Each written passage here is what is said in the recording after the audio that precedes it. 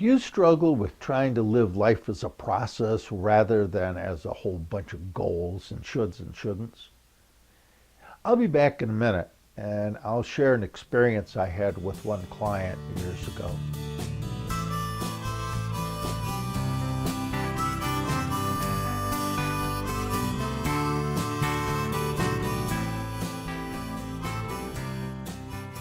The workshop was over, and except for one last participant, everyone had gone.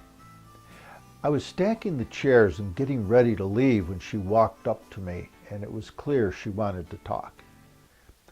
It had been a long day, and I was ready to head home, kick off my shoes, and share a glass of wine with my wife. I dropped the last chair on the stack and turned to face her, hoping she was simply saying goodbye. But her body language was not very encouraging. "Okay," she said sarcastically. "You talked a lot about awakening, but I have 3 kids, a part-time job, a dog, and I take care of my aging parents. I don't have time to sit around meditating on what life would be like if I could fly off to a beach somewhere in the Caribbean." She impatiently brushed an out-of-control curl off of her drawn face, as if she was swatting an annoying fly. She paused, and then without warning, she burst into tears. That's when I knew the wine and shoes were probably going to have to wait a while. She shared with me that evening how exhausted and stressed she was, trying to balance all of her responsibilities and commitments in life. How her life had slowly gone downhill after her husband filed for divorce and left the marriage, a story I'd heard many times from other therapy clients.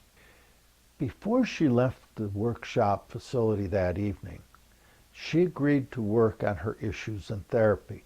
She was a bright and engaged client, but it took several years of counseling for her to regain control of her life. When we sat down for our last therapy session together, I asked her, as I did most clients during their last session, what she was taking away from therapy. She said her primary learning was simply the insight that it's impossible to stay awake and pay attention and experience life as a process when we turn everything into a stressful should or shouldn't, or a goal with a rigid deadline attached to it. I smiled and silently nodded, waiting for her to collect her thoughts.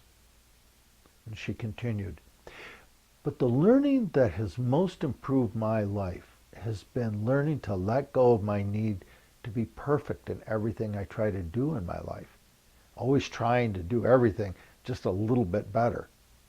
She paused for several moments, lost in reflection, and then continued, "When we met, I labeled everything in my life as either good or bad, or as either right or wrong. I was trying to do everything perfectly. I tried to be in control of everything instead of letting life be what it is, what it was." She paused again and then said with a chuckle, "I'm not exactly sure when it changed, but today I see life more as a process rather than a bunch of goals that have to be done perfectly. When I got angry with you that night at the workshop when we first met, I didn't understand that awakening to my life simply meant I needed to stop pushing the river. I was trying to make the whole universe conform to what I thought it should be. Today, I work hard to let the world be what it is. It seems to annoy those around me," she said, "but I'm actually getting pretty good at not pushing the river." And then she chuckled again. I waited, and then she shared with me one final important insight that I was hoping she would talk about. She said, "I think the 2 most important insights I've learned from our time together are related. The insight that my life became happier and more peaceful the day I stopped judging myself and expecting myself to be perfect. And that's the same insight as learning to embrace non-dual thinking, isn't it? Just letting go of either or thinking and accepting what is." She said these things thoughtfully, and then her voice trailed off into silence. I listened to the clock ticking on the wall and doors opening and closing down the hallway.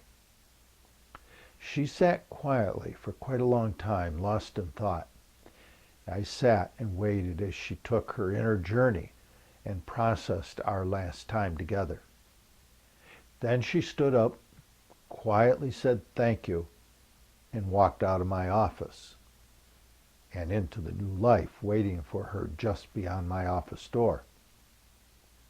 Now, I never saw her again, but I have no doubt that she's living a happy and awakened life. Life is a process, not a life of goals and expectations. A life embracing a more non-dual way of thinking. And I'm also very confident that perfection and pushing the river are not a part of her new life.